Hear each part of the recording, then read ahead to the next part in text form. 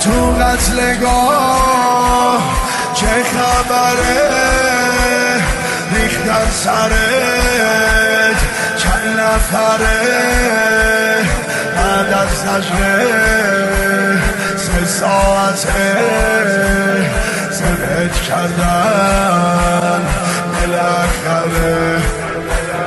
به سوی شاه با کوفه‌ام چه ظالمان